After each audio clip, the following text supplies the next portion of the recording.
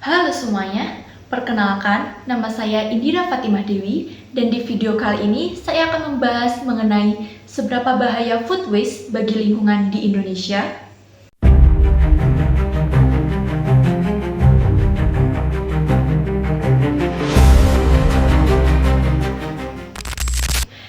Indonesia saat ini sedang menghadapi masalah serius terkait sampah makanan atau food waste. Berdasarkan data Kementerian Lingkungan Hidup dan Kehutanan, sekitar 44% timbunan sampah di Indonesia berasal dari sisa makanan. Artinya, hampir setengah dari sampah yang kita hasilkan setiap hari adalah makanan yang sebenarnya masih bisa kita manfaatkan. Sedangkan di sisi lain, berdasarkan Global Hunger Index, tingkat kelaparan di Indonesia masih berada pada kategori sedang, setelah 5 tahun berturut-turut berada pada kategori yang serius. Fakta ini jelas menunjukkan bahwa di masyarakat kita terdapat ketimpangan antara produksi, konsumsi, dan distribusi pangan di negara kita.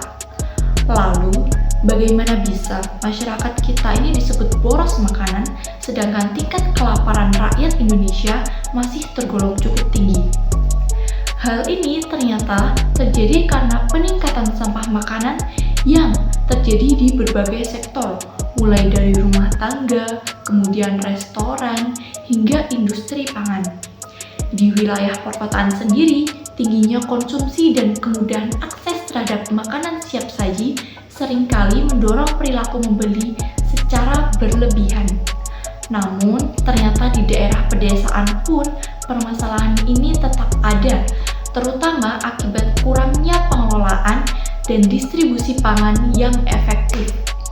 Bahkan, menurut laporan Perencanaan Pembangunan Nasional di Indonesia ini menghasilkan sekitar 23 hingga 48 juta ton sampah makanan per tahun dalam 2 dekade terakhir.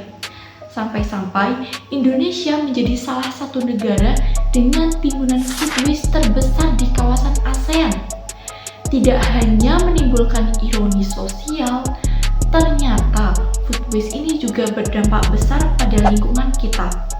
Limbah makanan yang menumpuk di tempat pembuangan akhir akan terurai dan menghasilkan gas metana. Gas metana itu apa? Gas metana itu adalah gas rumah kaca yang memiliki dampak pemanasan global lebih kuat dibandingkan karbon dioksida. Selain itu, membuang makanan berarti kita juga menyia-nyiakan sumber daya alam yang sudah digunakan dalam proses produksinya, seperti lahan pertanian, energi, dan tenaga kerja.